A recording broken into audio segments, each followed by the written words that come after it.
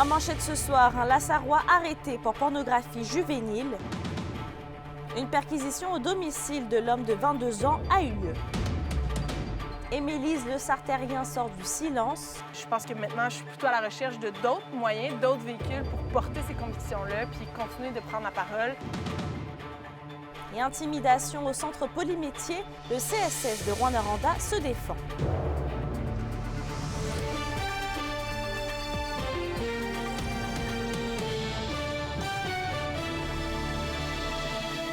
Bonsoir tout le monde et bienvenue au TVA de 18h. On commence ce bulletin avec la météo puisque Dame Nature est très intense et ça risque de continuer pour ce soir. Et Justine, on peut le dire, ça bouge pas mal ces derniers temps. OK, oui, Mélissa. Là, Dame Nature, elle nous donne pas de repos là, dans les derniers jours et ça va continuer parce qu'en ce moment, il y a 2 alertes météo en vigueur. Une pour la chaleur et une pour des orages violents qui pourraient arriver dans la nuit ou même demain. Il va falloir faire attention, là, on s'en reparle plus tard au bulletin. Effectivement. Merci, Justine. À la Sarre maintenant, un homme de 22 ans a été arrêté tôt ce matin après que la Sûreté du Québec ait effectué une perquisition à son domicile de la 3e avenue Est et c'était en lien avec de la pornographie juvénile. Du matériel informatique a été saisi pour analyse et cet après-midi, le suspect était toujours rencontré par les enquêteurs et devrait comparaître par téléphone sous divers chefs d'accusation.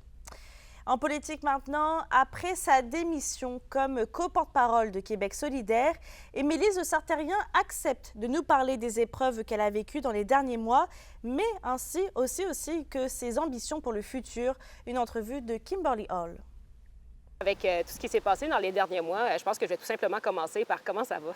Ça va bien, ça va beaucoup mieux que ça allait. Je pense qu'on a la chance de vivre dans un immense refuge à ciel ouvert, comme j'aime le dire. On dit souvent que l'accès à la nature, être sur le territoire, c'est un grand remède. Là. Je l'ai prouvé dans les dernières semaines. Puis loin de la cohue, de la ville, de l'actualité, tout ça, ça m'a vraiment fait du bien de prendre un peu de recul. Puis là, j'ai senti la foule qui voulait revenir, l'indignation. Donc, on peut dire que vous ne regrettez pas votre choix d'avoir démissionné, là?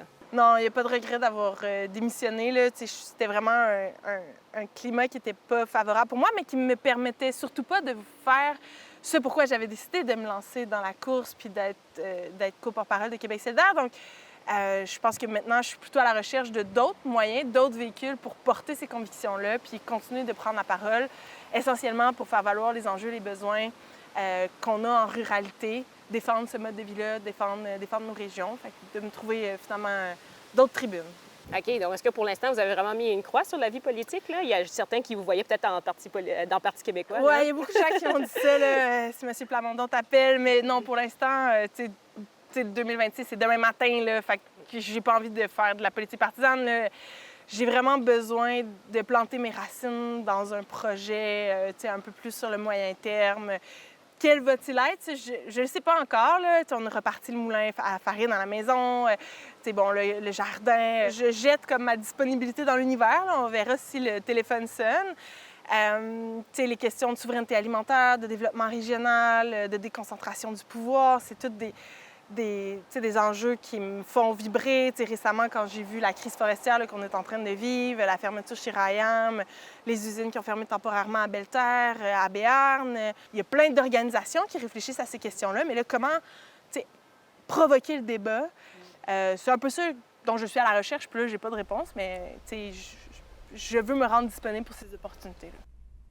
La direction du centre polymétier de Rouyn-Noranda dément les affirmations d'un groupe d'étudiants qui dénoncent des actes d'intimidation dont ils auraient été victimes le printemps dernier de la part d'un collègue au lourd passé judiciaire, Yvon Moreau.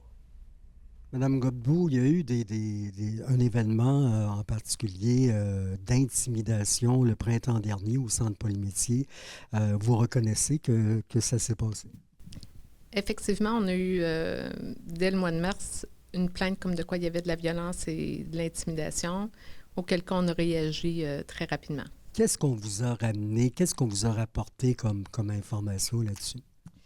La première fois que ça a été porté à mon attention, c'était comme de quoi qu'il y avait un élève qui avait des gestes violents, des propos violents. Donc, c'est sûr que nous, automatiquement, on va mettre en place notre plan d'action, le plan de lutte contre la violence et l'intimidation. On disait que ça n'avait pas... on n'avait pas agi promptement et que ça semblait pas avoir été pris au sérieux, cette plainte-là. C'est pas le cas? Au contraire, tout ce qui est violence, intimidation est pris au sérieux. On est d'ailleurs désolé quand les élèves vivent des sentiments d'insécurité. Fait que soyez assurés que peu importe où ça arrive dans nos cours, on s'en occupe. Quand on dit agir promptement, la première journée où ça a été rapporté, on a mis en place des arrêts d'agir. Les élèves, quand on a su, les élèves quittaient pour un bloc de 4 jours et dès le retour, après 4 jours, les premières actions ont été mises en place, les rencontres d'élèves, les enquêtes, les plans d'action pour cadrer les comportements, la mise en place des sanctions à venir, etc. Est-ce qu'on a seulement changé l'étudiant fautif ou qui dérangeait de classe ou au contraire, ça a été, on a fait, la punition extrême? On a fait plusieurs actions, en fait, puis on y va en gradation selon les éléments qui arrivent. On commence avec, les arrêts d'agir, les tolérances zéro, on met nos attentes. Ensuite, il y a des suspensions, ça peut être des changements de groupe, maintenant jusqu'à des fins de formation. Ceux qui seraient portés à agir de la sorte et à être éventuellement dénoncés ne s'en sortent pas si facilement qu'ils pourraient le penser. Je peux vous dire que toutes les fois qu'on a eu des situations rapportées, peu importe que ce soit dans le DEP, dans nos formations accélérées, on envoie un message aux élèves qu'on intervient, on a fait des suspensions temporaires, définitives, on a fait des formations. Fait que le message qu'on veut envoyer, c'est qu'on ne tolère pas ce type de geste-là dans notre centre. Après de multiples menaces d'imposer un décret pour la protection du caribou au Québec dans les dernières années, voilà que le gouvernement fédéral compte maintenant passer de la parole aux actes. Alexis, le ministre de l'Environnement, Steven Guilbeault, a reçu l'autorisation d'entamer un processus de consultation sur la question. Absolument, Mélissa. C'est le Conseil des ministres qui a donné son feu vert pour la démarche qui va s'amorcer sous peu. Ça va venir vers l'imposition de ce fameux décret d'urgence qui limite l'habitat du caribou forestier un peu partout à travers le territoire, notamment ici à Val-d'Or. Et là, le gouvernement du côté d'Ottawa, on s'impatiente parce que ça fait depuis 2016 que le gouvernement du Québec avait promis d'instaurer des mesures et à chaque année, on retardait un peu l'opération. Mais là, du côté d'Ottawa, on veut des résultats maintenant. Rappelons lundi que le cabinet du ministre Guilbeault partageait son analyse de son ministère, comme quoi plusieurs hardes, 3 notamment à travers le Québec, étaient en péril, celle de Charlevoix-Gaspé et ici à Val-d'Or. On parlait même de menaces imminentes. Donc, des consultations qui vont commencer sous peu sur une période de 60 jours afin de pouvoir savoir quelles sont les mesures qui pourraient être mises en place. Et je vous laisse écouter le président d'Action boréale, Henri Jacob, qui vous parle un peu de la situation, mais notamment comment le ministre de l'Environnement du Québec gère cette situation. Tous les autres ministres, leurs jobs sont économiques. Lui, sa job, c'est de protéger l'environnement et les espèces. Et lui-même agit même pas selon ses propres règles, selon ses propres politiques. Il retarde pour finalement nous dire, on s'excuse, il est trop tard, on ne savait pas, ou je ne sais pas quoi, quelle excuse qu'ils vont trouver, mais quand tu dis qu'il reste juste 9 bêtes ici à Val-d'Or, là, si on n'agit pas, c'est garanti qu'ils vont disparaître. Puis la même chose à Charlevoix, la même chose en Gaspésie, et probablement sur les 11 arbres qu'il y a sur le territoire. Mais Alexis, comment a réagi le gouvernement Legault face à cette nouvelle pression du fédéral? Disons qu'on considère que Ottawa, on n'aime pas vraiment l'approche que fait le gouvernement de Justin Trudeau, parce que du côté du cabinet du ministre de l'Environnement, on juge que Ottawa ne prend pas en considération tout le dossier dans son entièreté, parce qu'on mentionne que des milliers d'emplois pourraient être en péril. Alors, on considère qu'Ottawa, par exemple, veut aller un peu plus vite que ce que le gouvernement du Québec juge qui est nécessaire. Au quotidien La Presse, le ministre fédéral, Steven Guilbeault, a répliqué au gouvernement du Québec en mentionnant que c'était maintenant le moment d'agir et que le gouvernement du Québec livrait un peu une campagne de peur. Donc, Mélissa, dans les prochaines semaines, le gouvernement fédéral qui va aller prendre le pouls un peu de la population et des gens concernés par le dossier parce qu'on veut absolument trouver une manière de sauver cette bête qui est en voie de disparition en ce moment. C'est sûr, c'est un dossier à suivre. Merci, Alexis. En santé maintenant, une mobilisation des membres du syndicat interprofessionnel en soins de santé de l'Abitibi-Témiscamingue a eu lieu plus tôt aujourd'hui devant la future maison des aînés de Rouyn-Noranda. La FIC voulait lancer un signal de détresse à la CAQ et elle considère que dans un contexte de manque de personnel en soins dans la région, l'ouverture des maisons des aînés mettra une pression accrue sur le réseau de santé. Le président du syndicat, Jean-Sébastien Blais, considère que c'est pour le moment utopique de penser que les maisons des aînés vont ouvrir à l'automne si on prend en compte le manque de personnel actuel. Cette maison des aînés-là est prête. Elle va avoir coûté 60 millions de dollars. On a investi énormément dans le béton du côté de la CAQ, mais on a 0 infirmière pour y travailler en ce moment. La majorité des gens qui ont postulé pour aller travailler là travaillent actuellement dans nos CHSLD. Donc, on va déplacer le personnel des CHSLD pour aller dans la maison des aînés. On est déjà en train de fermer des services en Abitibi-Témiscamingue et là, on va aller rouvrir des lits. Donc, ça ne fait aucun sens pour nous.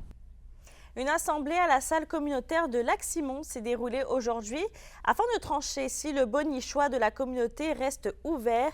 Plusieurs pistes de solutions sont envisagées, comme par exemple la négociation du prix des aliments avec leur principal fournisseur afin de garantir l'abordabilité des aliments et éviter que la dette du commerce gonfle davantage.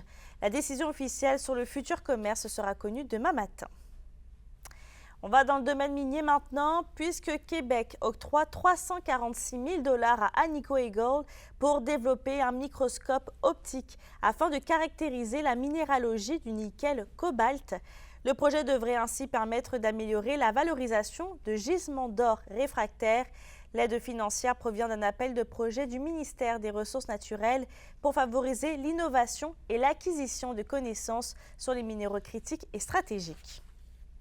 Dans le domaine minier, la compétition, elle est pas simplement que provinciale, elle est mondiale. Donc, de savoir qu'on a une entreprise qui est établie chez nous, qui va obtenir encore des sous additionnels pour être capable d'innover et aussi de faire en sorte d'améliorer ses connaissances, bien, je pense que c'est positif pour la région et pour le milieu. Dans un autre dossier maintenant, la proportion de la population vivant dans un logement social et abordable a diminué dans la région au courant des dernières années. Et selon les chiffres de l'Institut de la statistique du Québec qui ont été publiés aujourd'hui, cette proportion est passée de 3,9% en 2018 à 3,7% en 2021. Par contre, on note que l'Abitibi-Témiscamingue est au-dessus de la moyenne provinciale qui, elle, se chiffre à 3,5%. Sur un autre sujet, le centre technologique des résidus industriels s'installera, sur la plateforme de compostage de la ville de Val-d'Or d'ici la fin de l'été. C'est ce qui a été annoncé aujourd'hui lors de la séance ordinaire du Conseil de la Vallée de l'Or. Les deux parties se sont entendues sur une entente. Le CETRI profitera de la plateforme pour pouvoir y effectuer des tests de compostage et il s'engage en retour à effectuer des tests dans le but d'aider la ville. À l'approche de la Journée nationale des peuples autochtones, les centres d'amitié autochtones du Québec se mobilisent pour célébrer et reconnaître l'histoire et la présence des premiers peuples dans les différentes villes au Québec. Et d'ailleurs aujourd'hui, plusieurs activités ont été au menu au centre d'entraide et d'amitié de Sainte-Terre, dont une course de canot. Et ce samedi, le centre d'amitié autochtone de Val-d'Or va aussi proposer des activités familiales et des prestations traditionnelles à la place Agnico Eagle dès 13h. Vos réponses à la question du jour TVA, une présentation de la clinique infirmière Nord-Ouest partout dans la région. Notre équipe peut vous recevoir pour un bilan de santé, une infection, le suivi de maladies chroniques et bien plus. Contactez-nous pour plus d'informations ou visitez notre site web. Et à la question du jour, on vous demandait, comptez-vous célébrer la Journée nationale des peuples autochtones? Vous avez répondu non à 75%.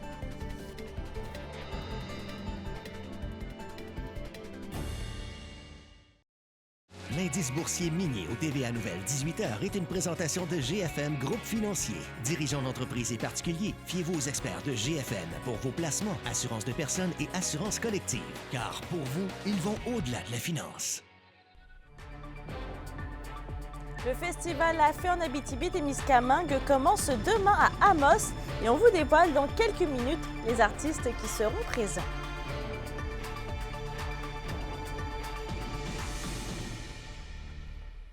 Les SADC de l'Abitibi-Témiscamingue et du nord du Québec vous présente la bonne nouvelle économique TVA. C'est à Matagami que le Centre Unisson la Famille a organisé sa journée porte ouverte le 21 mai dernier. Une centaine de personnes se sont déplacées pour visiter les locaux entièrement rénovés de l'organisme et découvrir sa nouvelle image de marque. Les investissements réalisés permettront de soutenir durablement l'accompagnement des familles dans le milieu.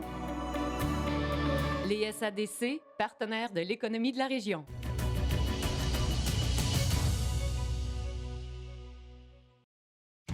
La chronique culturelle vous est présentée par Bruno et Jasmin Leclerc, denturologistes. Des cliniques à la fine pointe de la technologie pour vous servir à La Sarre et à Amos.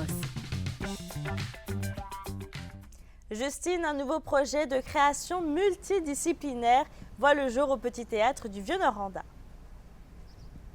Ça vient tout juste d'être annoncé ici dans le Vieux-Noranda. Ça s'intitule Noranda, ville ouverte. Ce projet-là, il est parti à la suite de l'annonce de la zone tampon. Le Petit Théâtre et sa compagnie de création, Les Hybrides, ont décidé de lancer un projet pour rendre hommage à la vie, mais surtout à l'histoire du quartier. La création va être incarnée par 3 œuvres d'artistes qui prendront place dans le quartier du Vieux-Noranda. Il y aura l'œuvre Résistance, qui est un mapping architectural sur l'histoire des mouvements ouvriers et sociaux.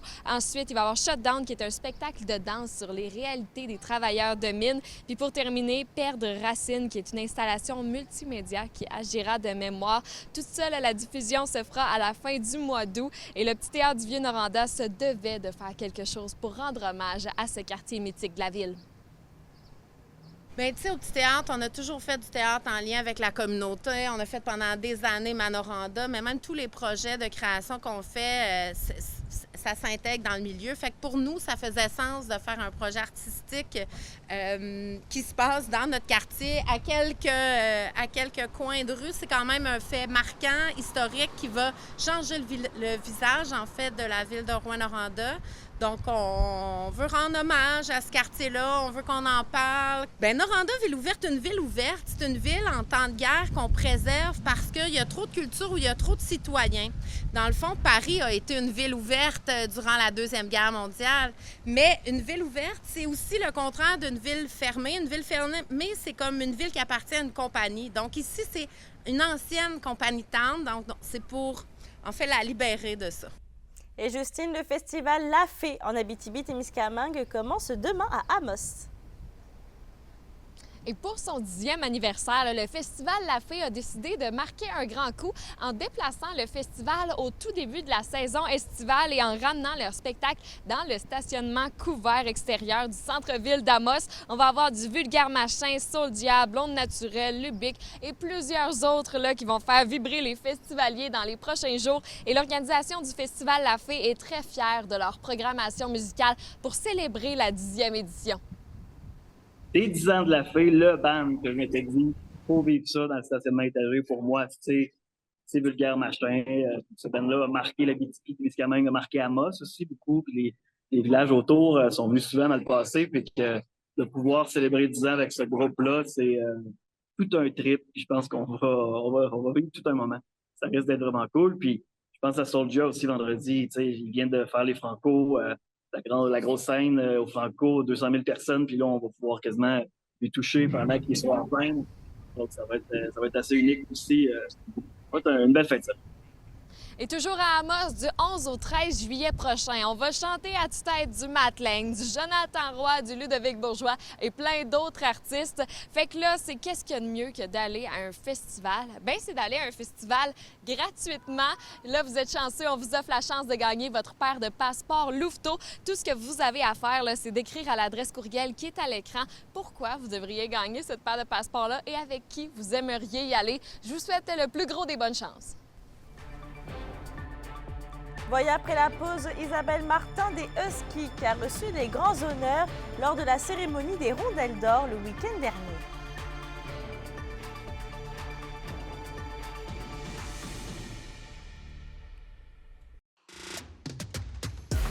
Les sports vous sont présentés par Thibaut GM, votre concessionnaire de confiance à Rouyn-Noranda, là où qualité et choix se rencontrent.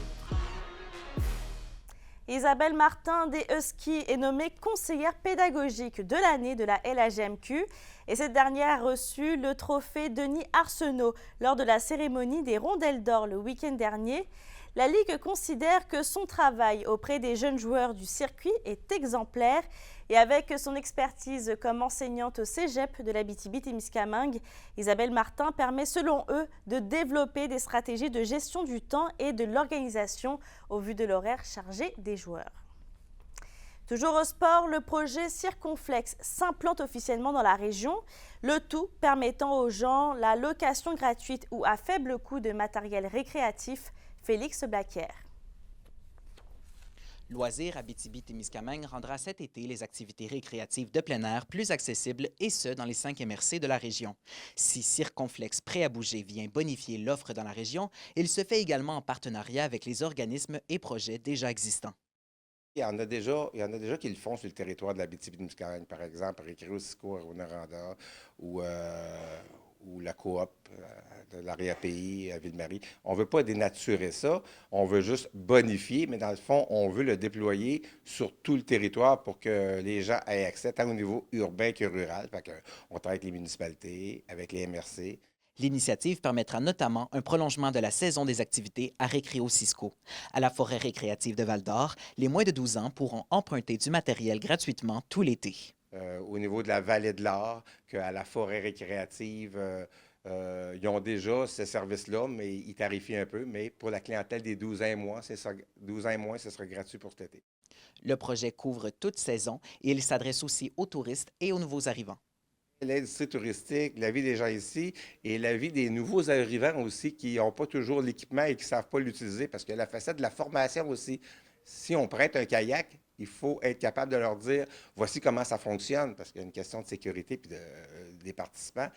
Afin de bien prendre connaissance des différents points de service Circonflex, Loisirs et Sports Abitibi-Témiscamingue invite la population à se rendre sur la plateforme Accès plein air. Félix Blaquière, RNC Nouvelles. La météo, une présentation de Nicoloto de la Sarre, la capitale du pick-up. Vous y trouverez toujours le meilleur choix, toujours le meilleur prix. À la météo Justine, il y a encore des alertes météo en vigueur dans la région. Effectivement, Mélissa, on a encore une alerte de chaleur intense pour les prochains jours, mais aussi une alerte d'orage violent. Puis on l'a vu dans les derniers jours, même il y a environ 1 heure, là, les orages, la pluie tombe vite, elle tombe fort, les vents sont forts aussi. Alors, mettez-vous à l'abri, il faut faire attention, il faut être surtout très prudent. Pour ce soir et cette nuit, partout dans la région, on va bien sûr avoir des averses et des orages avec un minimum de 16 degrés. Demain, la température redescend un petit peu, mais ça reste encore quand même assez chaud. En Abitibi, un dégagement le matin avec un maximum de 24. Et au Témiscamingue, ça sera généralement nuageux avec un maximum de 25. Et un aperçu pour vendredi en Abitibi, on va avoir un ennuagement avec un maximum de 26. Et le Témiscamingue va être ensoleillé avec un maximum de 27. On continue de s'entraider et on continue surtout de s'hydrater dans les prochains jours. Il n'y a pas d'autre moyen que ça aille bien. Effectivement, soyons prudents. Merci Justine. Et je termine avec le Carrefour Jeunesse Emploi d'Abitibi-Ouest qui lance un nouvel outil pour les employeurs afin de mieux les outiller dans l'accueil des travailleurs internationaux. Sur ce, je te passe une très bonne soirée et on se retrouve demain.